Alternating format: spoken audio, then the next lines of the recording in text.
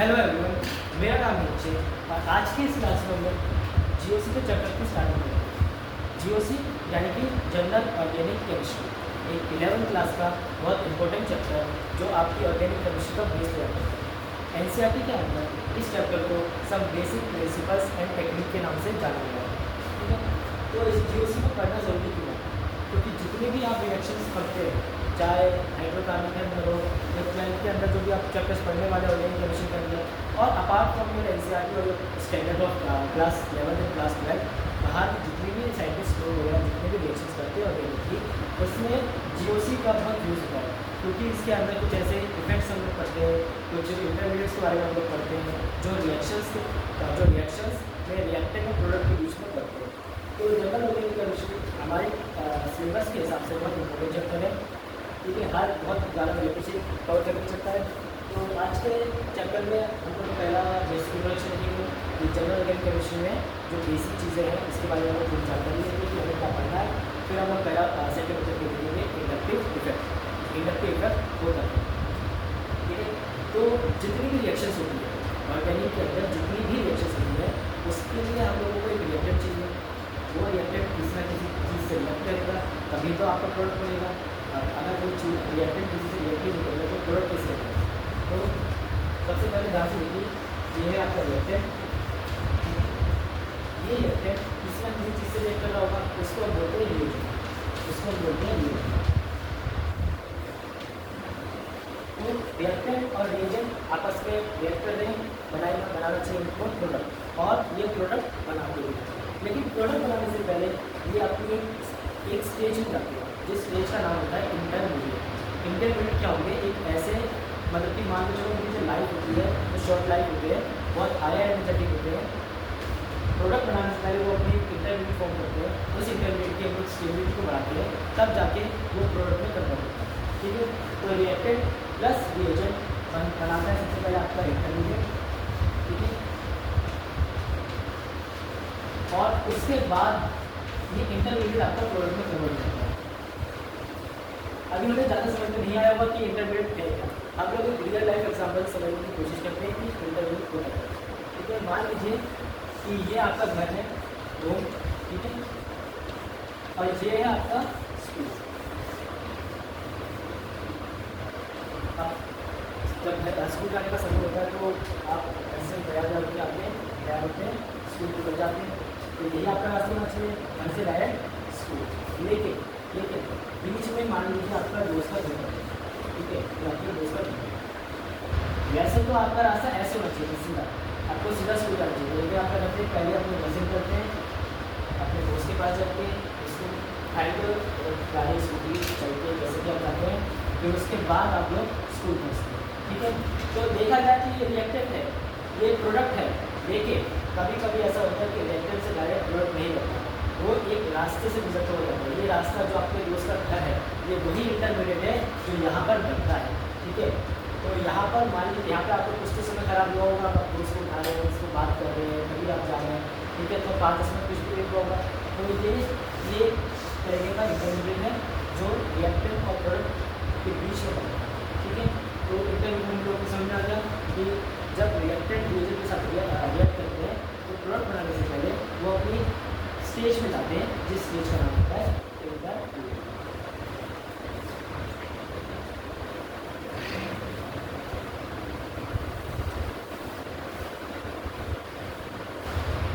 अब हम लोग ये देखेंगे कि ये इंटरमीडिएट जनरेट कैसे होता है। अब इंटरमीडिएट की अगर बात करें तो कुछ ना कुछ तो बोलेंगे क्या क्या इंटरमीडिएट हो सकते हैं, वो हम लोग बात करते हैं। ठीक है, तो दो प्रकार जनरेशन ऑफ इंटरमीडिएट कि आप इंटरमीडिएट को बनाते रहते हैं, मतलब इंटरमीडिएट जो है वो बनता कैसे है। जनरेशन ऑफ इंटरमीडिएट, ठीक है, दो तरीके होते हैं, दो प्रकार के तरीके होते हैं। एक होता है आपका बाय होमोलाइसिस और दूसरा होता है आपका हेटेरोलाइसिस।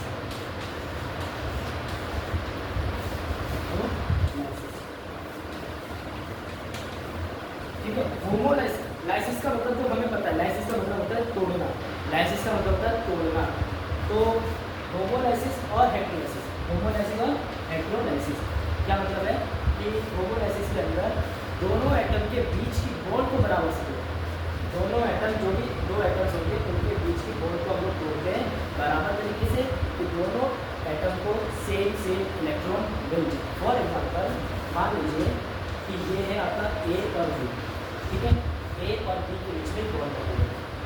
होमोलाइसिस का मतलब ये है इस बॉन्ड को आपने बीचों से तोड़ दिया, ठीक है, आपने इस बॉन्ड को बीचों से तोड़ दिया।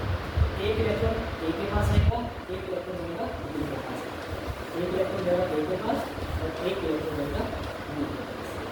इस प्रकार के इंटरमीडिएट को बोला जाता है फ्री रेडिकल। इसको बोलते हैं फ्री रेडिकल, ठीक है। अब होमोलाइसिस करने के लिए यानी आपको बॉन्ड को बीच से तोड़ने के लिए आपको हाई एनर्जी देनी पड़ती है, तो इसके लिए आप लोग सनलाइट का इस्तेमाल कर सकते हैं, ठीक है, और इलेक्ट्रिकल एनर्जी का यूज़ कर सकते हैं और बिजली का इस्तेमाल कर सकते हैं। जैसे जो भी आप इलेक्ट्रोलाइसिस कराते हैं इसमें आप maximum free radical substitution generate होता है। आप आगे जाके पढ़ेंगे हाइड्रोकार्बन के अंदर कोऑर्डिनेट्स इलेक्ट्रोलाइसिस, उसके अंदर जो इंटरमीडिएट जनरेट होता है वो आपका फ्री रेडिकल ही होता है, ठीक है। और सनलाइट से भी आप लोग जब सनलाइट पास करते हैं तो बॉन्ड फ्री रेडिकल होता है।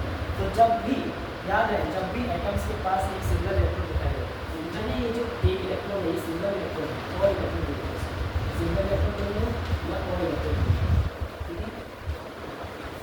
तो जब भी एटम के ऊपर एक इलेक्ट्रॉन दिखाई दे तो मान लो कि समझ लेना कि वो फ्री रेडिकल इंटरमीडिएट जनरेट कर। अब बारी है हाइड्रोलाइटिक का मतलब अगर बीच में टूटा है तो ऑफकोर्स से बात है किसी को ज़्यादा मिलने वाला है, किसी को कम मिलने वाला है, ठीक है। देखते हैं मान लीजिए कार्बन और हाइड्रोजन की बॉन्ड, कार्बन और हाइड्रोजन आपस में बॉन्ड, ठीक है। अब हमें ये पता है, अब मान लीजिए एक रिएक्शन हो रही है जिसके अंदर से ये हाइड्रोजन बोलता है कि मैं तुम्हारे दोनों इलेक्ट्रॉन लेके ना, एक इलेक्ट्रॉन तो वो जो ही खुद शेयर कर रहा है, एक इलेक्ट्रॉन वो जो ही कार्बन से शेयर कर रहा है, ठीक है। एक रिएक्शन में ऐसा हो रहा है कि जिसमें हाइड्रोजन ने ये कहा कि मैं अपने इलेक्ट्रॉन के साथ तुम्हारे इलेक्ट्रॉन भी लेके जाऊँ, ठीक है। तो ये दोनों इलेक्ट्रॉन जो होंगे वो हाइड्रोजन लेके चला, तो कार्बन के ऊपर एक पॉजिटिव चार्ज आ जाएगा, ठीक है। अब दो इलेक्ट्रॉन चले गए, जब कार्बन ने इलेक्ट्रॉन यूज कर दिया तो उसके ऊपर पॉजिटिव चार्ज आ गया, तो कार्बन का टाइम मिल जाएगा, कार्बन के ऊपर पॉजिटिव चार्ज आ गया और एक हाइड्रोजन के ऊपर आ गया नेगेटिव चार्ज, हाइड्रोजन के ऊपर आ गया नेगेटिव चार्ज। इस प्रकार के इंटरमीडिएट को बोलते हैं कार्बन, इस प्रकार के इंटरमीडिएट को बोलते हैं कार्बन, ठीक है। कंडीशन अप्लाइड क्योंकि हम जानते हैं कि हाइड्रोजन जो है वो ज़्यादा इलेक्ट्रोनेगेटिव होते हैं, इसलिए इसके ऊपर नेगेटिव चार्ज ज़्यादा स्टोर होता है, ठीक है। हम लोग हमें पता है कि हाइड्रोजन जो है वो ज़्यादा इलेक्ट्रोनेगेटिव होते हैं और जो जितने ज़्यादा इलेक्ट्रोनेगेटिव होंगे उसके ऊपर नेगेटिव चार्ज ज़्यादा स्टोर होता है, इसलिए हाइड्रोजन क्या करेगा, दोनों इलेक्ट्रॉन लेकर चला जाएगा, ठीक है। दोनों इलेक्ट्रॉन लेंगे, कार्बन के पास कुछ नहीं बचा, कार्बन कंगाल हो गया तो इसके ऊपर आ जाएगा एक पॉजिटिव चार्ज, जिस इंटरमीडिएट को हम बोलते हैं कार्बन कंगाल। तो दो इंटरमीडिएट पढ़े, एक फ्री रेडिकल एक कार्बन कंगाल। एक इंटरमीडिएट और पढ़ते हैं हम लोग अपने 11th क्लास में। मान लीजिए ये वापस से दोनों बॉन्ड बना रहे हैं, कार्बन और हाइड्रोजन, ठीक है, कार्बन और हाइड्रोजन बॉन्ड। अब एक हाइपोथेटिकल केस मान के चलते हैं तो कार्बन ज़्यादा इलेक्ट्रॉन, हम लोग मान के चलते हैं कि कार्बन ज़्यादा इलेक्ट्रॉन, ठीक है। तो या आप चाहें तो ये वाला एग्जाम्पल ले सकते हैं, ए और बी वाला एग्जाम्पल आप ले सकते हैं, जिसमें आप ए को आप ज़्यादा इलेक्ट्रॉन मानते चलते हैं, कार्बन और हाइड्रोजन के बीच में बहुत है, कार्बन ज़्यादा इलेक्ट्रॉन लेके चलेगा तो कार्बन दोनों इलेक्ट्रॉन लेके चला जाएगा, कार्बन के ऊपर आ गया माइनस का चार्ज, ठीक है, और हाइड्रोजन के ऊपर आ गया पॉजिटिव का चार्ज। ये कंडीशन होती है, कार्बन आयन भी बनता है, कुछ इसमें बनता है। जब कार्बन के ऊपर नेगेटिव चार्ज आए तो इस इंटरमीडिएट को बोलते हैं कार्बन, इस इंटरमीडिएट को बोलते हैं कार्बन,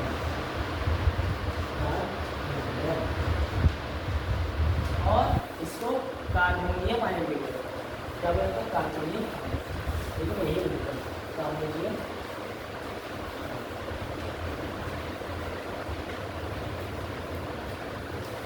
हम लोगों ने कितने इंटरमीडिएट पढ़ लिए, फ्री रेडिकल कैसे बनेगा, होमोलाइसिस से बनेगा, जब दोनों एटम के बीच जो बॉन्ड है उसको बराबर तरीके से तोड़ा जाए, सच है दोनों एटम के पास एक इलेक्ट्रॉन आ जाए, एक और मतलब एक ऊपर एक इलेक्ट्रॉन, एक ऊपर एक इलेक्ट्रॉन, इस प्रकार के इंटरमीडिएट को बोलते हैं फ्री रेडिकल।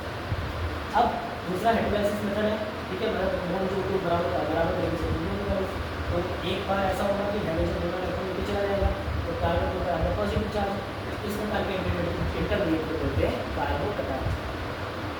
दूसरा केस कि कार्बन दोनों इलेक्ट्रॉन लेकर चला गया, कार्बन दोनों इलेक्ट्रॉन लेकर चला गया तो कार्बन के ऊपर आ जाएगा नेगेटिव चार्ज, इस प्रकार के इंटरमीडिएट को बोला जाता है कार्बोकैटायन। तो यहाँ से हम लोग देख रहे हैं कि हमारे इंटरमीडिएट जनरेट प्रोसेस है।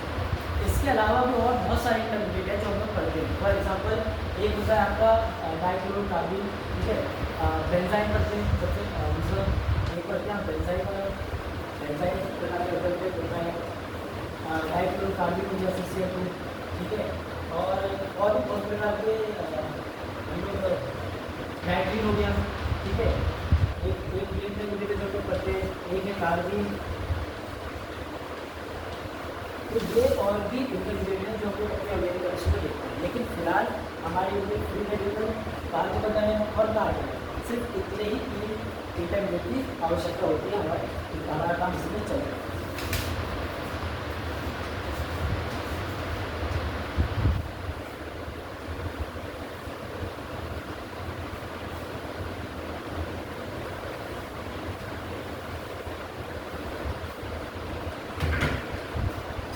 हमारा जो एक तरीके से देखा जाए तो बेसिक इंट्रोडक्शन हो चुका है। हम लोगों को पता चल गया कि रिएक्टर मीडियम के साथ ऐड होंगे, इंटरमीडिएट क्या होते हैं, इंटरमीडिएट जनरेट कैसे होते हैं, वो हम लोगों ने देखा। अब हम एक सेकेंड ऑब्जेक्टिव आने से पहले एक छोटा सा टॉपिक और देखेंगे, ठीक है, यानी कि टाइप्स ऑफ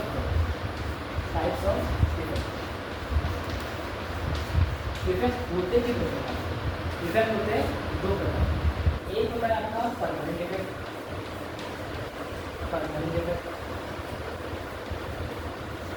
और एक होता है आपका टेम्परेरी इफेक्ट।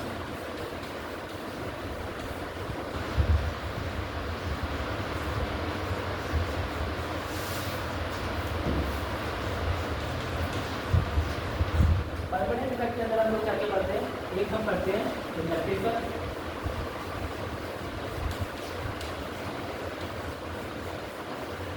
एक हम पढ़ते हैं रेजोनेंस इफेक्ट,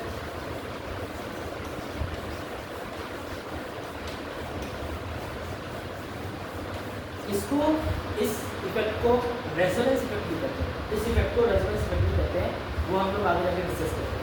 आप चाहे तो देख सकते हैं रेजोनेंस इफेक्ट को रेजोनेंस इफेक्ट भी आप देख सकते हैं। तीसरा हम लोग पढ़ते हैं हाइपर क्वांटिफिकेशन, तीसरा हम लोग पढ़ते हैं हाइपर क्वांटिफिकेशन।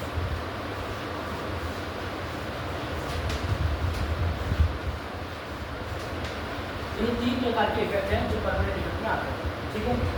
इसमें हम लोग एक एग्जांपल दे देते हैं। इसको इलेक्ट्रोमैग्नेटिक इफेक्ट जो होता है वो टेम्परेरी इफेक्ट होता है, जो इलेक्ट्रोमैग्नेटिक इफेक्ट होता है वो होता है टेम्परेरी इफेक्ट, ठीक है। दोनों का अंतर क्या है, जो परमानेंट इफेक्ट होता है वो आपका मॉलिक्यूल के ऊपर इफेक्ट होता है, ठीक है। यानी आप जितने भी देखेंगे, आप जितने भी इफेक्ट पढ़ेंगे वो कहीं ना कहीं मॉलिक्यूल के बॉन्ड के ऊपर इफेक्ट करेगा। कोई सिग्मा बॉन्ड के ऊपर कर रहा होगा, कोई पाई बॉन्ड का मूवमेंट कर रहा होगा, कोई सिग्मा बॉन्ड को हटा, कोई सिग्मा इलेक्ट्रॉन को मूव करवा रहा होगा, कोई पाई बॉन्ड को मूव करवा रहा होगा। ये जितने भी इफेक्ट हो रहे होते हैं वो हम लोग मॉलिक्यूल के ऊपर करते हैं। टेम्परेरी इफेक्ट एक ऐसा इफेक्ट होता है जो कब होता है, जब हम रिएक्टेंट में रिएजेंट को ऐड करते हैं और जो इफेक्ट प्रोड्यूस होता है उसको हम टेम्परेरी इफेक्ट कहते हैं। इसके अंदर हम इलेक्ट्रोमैग्नेटिक इफेक्ट, तो टेम्परेरी इफेक्ट तब होगा जब आप रिएक्टेंट को रिएजेंट के साथ ऐड करेंगे, रिएक्शन करवाएंगे, तो जो इफेक्ट प्रोड्यूस होता है वो टेम्परेरी इफेक्ट होता है। और जो मॉलिक्यूल के ऊपर आ रहा होगा उसको बोलते हैं परमानेंट, ठीक है। तो आज का पहला ऑब्जेक्टिव हमारा लास्ट ऑब्जेक्टिव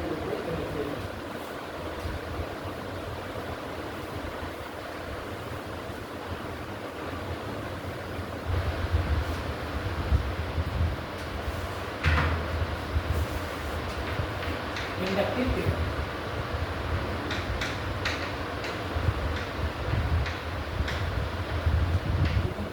कैसे इसको डिनोट करते हैं हम लोग आई से, इस इफेक्ट को डिनोट करते हैं आई से, ठीक है। होता क्या है, सबसे पहली बात ये कि ये इफेक्ट जो होता है वो सिग्मा बॉन्ड पे ऑपरेट होता है। सबसे पहले ये जो इफेक्ट है वो होता है सिग्मा बॉन्ड पे ऑपरेट ऑन सिग्मा बॉन्ड।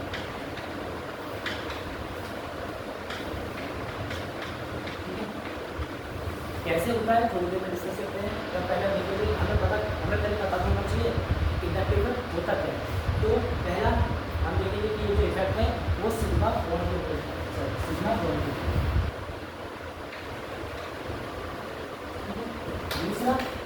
दूसरा डिस्टेंस डिपेंडेंट होता है। डिस्टेंस डिपेंडेंट का मतलब ये है कि जो भी इंडक्टिव इफेक्ट शो कर रहा होगा, जो जो भी ग्रुप इंडक्टिव इफेक्ट शो कर रहा होगा वो कुछ हद तक ही शो हो रहा होगा।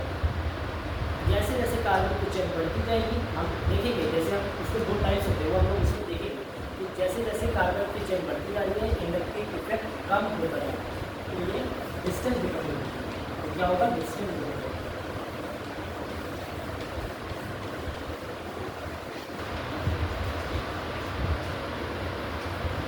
सिग्मा को ऑपरेट हो रहा है, डिस्टेंस डिपेंडेंट है, ठीक है।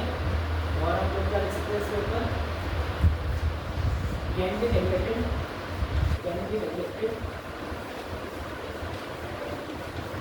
अप टू थर्ड टाइम, ये सारी रिसर्च को धीरे धीरे समझेंगे, ठीक है। Up to third.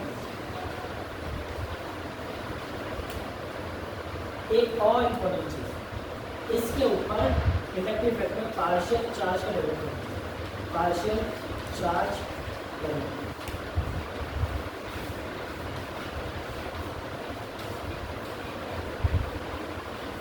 ठीक है, जैसे हम लोगों ने देखा था अभी कि मान लो कार्बन और हाइड्रोजन है, दोनों इलेक्ट्रॉन मिलकर चले गए, तो इसके ऊपर एक पॉजिटिव चार्ज आएगा, तो ये पार्शियल चार्ज नहीं है, ये पार्शियल चार्ज नहीं है, ये नॉर्मल चार्ज है कि हमें पता चल रहा है कि कार्बन इलेक्ट्रॉन लूज कर चुका है, या कार्बन के ऊपर नेगेटिव चार्ज आएगा तो हमें पता चल रहा है कि कार्बन जो है वो इलेक्ट्रॉन गेन कर रहा है, तो this is not a partial charge. ठीक है, पार्शियल चार्ज क्या होता है वो भी थोड़ी देर बाद पता चलेगा, ठीक है।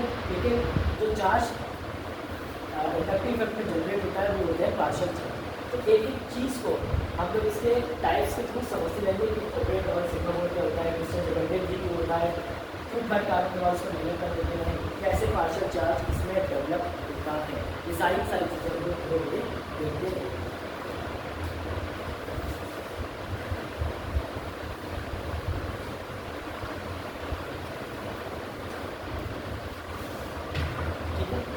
दो प्रकार के इलेक्ट्रिक कितने प्रकार के? दो प्रकार के इलेक्ट्रिक होते हैं। एक है आपका प्लस आइटम और दूसरा होता है आपका माइनस आइटम। एक होता है प्लस आइटम, एक होता है माइनस आइटम। ठीक है, जैसा देखते हैं, मान लो कि कार्बन कार्बन कार्बन कार्बन और कार्बन से जुड़ा हुआ है, ठीक है। कार्बन की चेन चल रही है, देखो कार्बन जुड़ गए, कार्बन की चेन है, इस कार्बन से इस कार्बन के साथ एक ग्रुप जुड़ा, ठीक है, ये ग्रुप लगा। अब अगर ये इलेक्ट्रॉन, अगर ये जो जी है, ये जो आपने ग्रुप लगाया है, अगर ये इलेक्ट्रॉन डोनेटिंग अगर ये एक इलेक्ट्रॉन डोनेटिंग है, समझ में आ रहा है इलेक्ट्रॉन डोनेटिंग का क्या मतलब है? इसके पास इलेक्ट्रॉन है जो ये डोनेट कर सकता है, इसके पास इलेक्ट्रॉन होंगे तो ये डोनेट कर रहा होगा, ठीक है। मान लो हम लोगों ने रिज्यूम कर लिया कि ये इलेक्ट्रॉन डोनेटिंग ग्रुप है, यानी कि इस जी के पास, इस ग्रुप के पास इलेक्ट्रॉन है, ठीक है। तो ये अपने क्या करेगा, ये अपने इलेक्ट्रॉन को डोनेट करेगा ऐसे, ठीक है। इसके पास जो है ऐसे इलेक्ट्रॉन, इसके पास भी आएंगे ऐसे, ठीक है। तो यहाँ से देखा हमने बात को, यहाँ से सीखा इलेक्ट्रॉन है इसके पास, ये डोनेट कर जाए, तो सबसे ज़्यादा इलेक्ट्रॉन किसके पास है? इसके पास है, क्योंकि डायरेक्ट जुड़ा हुआ है। फिर इस वाले कार्बन के पास भी थोड़े बहुत आएंगे, क्योंकि कुछ मतलब maximum number of electrons carbon का ही बचे हुए इलेक्ट्रॉन इसके पास आ जाएंगे, ये कुछ रहेगा। उसके बाद एक आध इलेक्ट्रॉन इसके पास आ गया, फिर बाद दूसरे वाले कार्बन को इलेक्ट्रॉन मिलना बंद हो जाएगा, क्योंकि सबसे ज़्यादा इसमें लगेगा, फिर इसके पास आ गया, फिर इसके पास आ गया, ठीक है। तो समझ में आ रहा है, इलेक्ट्रॉन जा किसके थ्रू रहे? बॉन्ड के थ्रू जा रहे हैं, इसके थ्रू जा रहे हैं बॉन्ड के थ्रू, इसलिए इंडक्टिव इफेक्ट जो होता है वो बॉन्ड सिग्मा बॉन्ड पर होता है, जो इंडक्टिव इफेक्ट होता है वो सिग्मा बॉन्ड पर होता है। क्यों? क्योंकि ग्रुप और कार्बन के बीच जो इलेक्ट्रॉन का ट्रांसफर हो रहा है वो बॉन्ड के थ्रू है, ठीक है। तो वही बात है, एक तो सिग्मा बॉन्ड के ऊपर मैंने बता दें कि क्यों हो रहा है, क्योंकि जो इलेक्ट्रॉन ट्रांसफर हो रहे हैं वो बॉन्ड में हो रहे हैं। दूसरा डिस्टेंस डिपेंडेंट क्यों होता है, क्योंकि इलेक्ट्रॉन सबसे पहले इसको मिलेंगे, फिर थोड़े से कम इसको, फिर थोड़े से कम इसको, और उसके बाद इसको दूसरे कार्बन को मिलना बंद हो जाएंगे, ठीक है। अब एक बात ध्यान दें, इसके ऊपर पार्शियल चार्ज डेवलपमेंट कैसे होती है? वहाँ मैंने बताया था कि वहाँ पर एटम जो है वो इलेक्ट्रॉन लेकर भाग रहा है, चला जा रहा है, बॉन्ड टूट रही है, लेकिन यहाँ पर जो बॉन्ड है वो टूट नहीं रही है, यहाँ पर इलेक्ट्रॉन का ट्रांसफर हो रहा है, बॉन्ड नहीं टूट रही है, इलेक्ट्रॉन ट्रांसफर हो रहा है, ठीक है। जैसे वहाँ पर बॉन्ड टूट रही थी तो कार्बन का टाइम जनरेट होगा, कार्बन का टाइम जनरेट होगा, यहाँ पर जो इलेक्ट्रॉन है वो ट्रांसफ़र करेगा, वो ये छोड़ने नहीं जा रहे, इसलिए इसके ऊपर जब इलेक्ट्रॉन ट्रांसफर कर रहा होगा तो इसके ऊपर आ जाएगा डेल्टा पॉजिटिव चार्ज, ठीक है। क्योंकि इलेक्ट्रॉन दे रहा है, जब भी कोई एटम इलेक्ट्रॉन को यूज़ करता है तो उसके ऊपर एक पॉजिटिव चार्ज आ जाता है, तो इलेक्ट्रॉन दे रहा है तो यहाँ पर आएगा डेल्टा माइनस, मैं इसको 1 तो नाउ मैं इसको 1 करूँगा। दूसरा डेल्टा माइनस 2, डेल्टा माइनस 2, तो अगर हम पूछे कि डेल्टा 1 डेल्टा 2 डेल्टा 3 से किसकी वैल्यू ज़्यादा है, तो डेल्टा 1 ज़्यादा होगा माइनस डेल्टा 2, फिर delta 1 minus delta 2 minus delta 2, ठीक है। बस होगा भी ठीक। तो हम लोगों ने ये देखा, तो अब ध्यान से सुनो कि ऐसे ग्रुप जो अपने इलेक्ट्रॉन को डोनेट कर सकते, ऐसे ग्रुप जो अपने इलेक्ट्रॉन को डोनेट कर सकते उनको हम बोलते हैं प्लस आई, उनको बोलते हैं प्लस आई ग्रुप। तो इस प्रकार के ग्रुप को बोला जाता है प्लस आई ग्रुप, और ये जो इफेक्ट है वो क्या है आपका प्लस आई, ठीक है। ऐसे कार्बन वही carbon carbon carbon carbon carbon carbon और यहाँ पर जो है, ठीक है। अब क्या होगा, अब देखिए अब क्या होगा, अब आप लोग मान के चल रहे हैं ये जो ग्रुप है वो आपका electron withdrawing group, electron withdrawing group.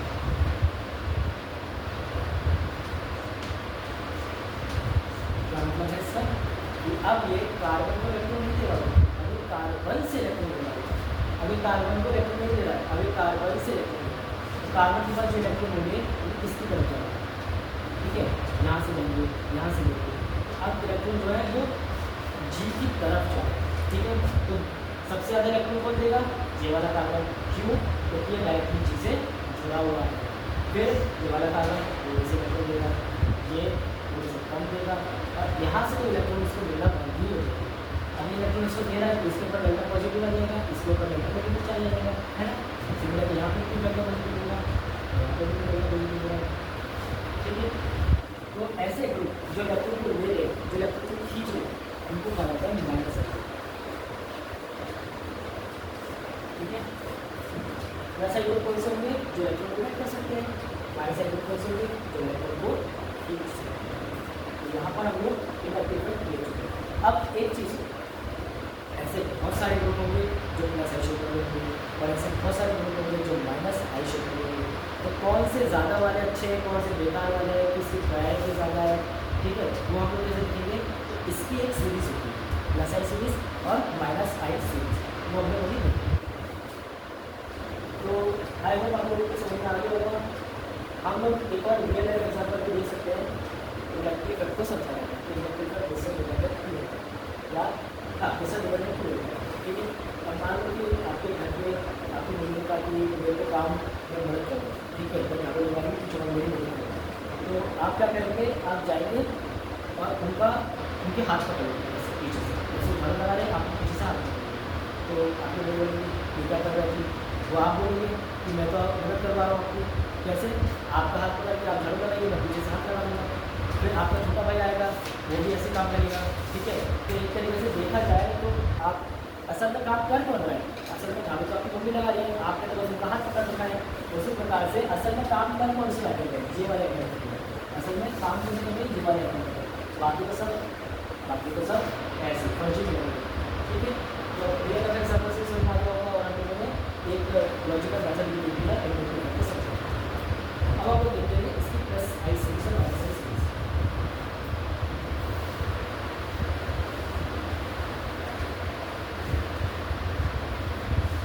पहले आप लोग देखते हैं प्लस आई सीरीज, ठीक है, प्लस आई सीरीज।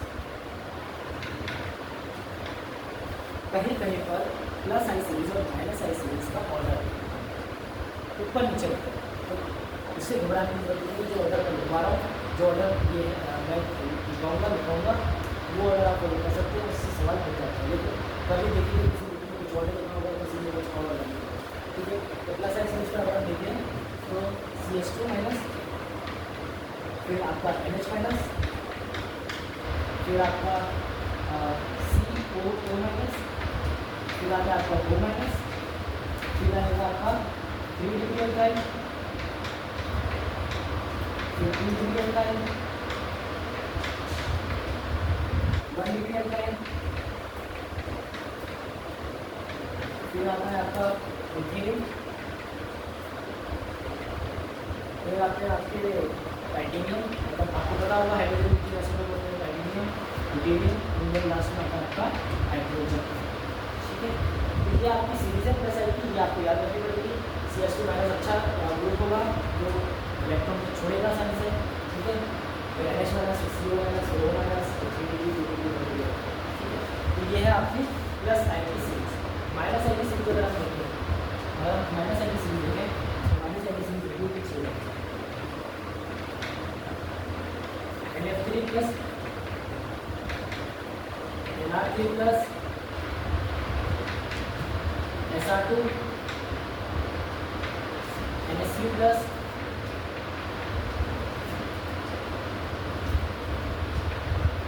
NO2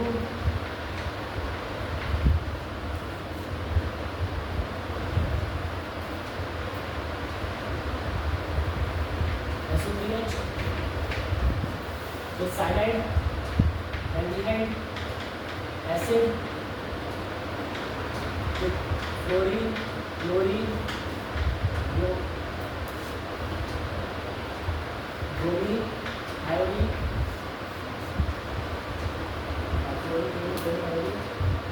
फिर आएगा आपका OR, OH,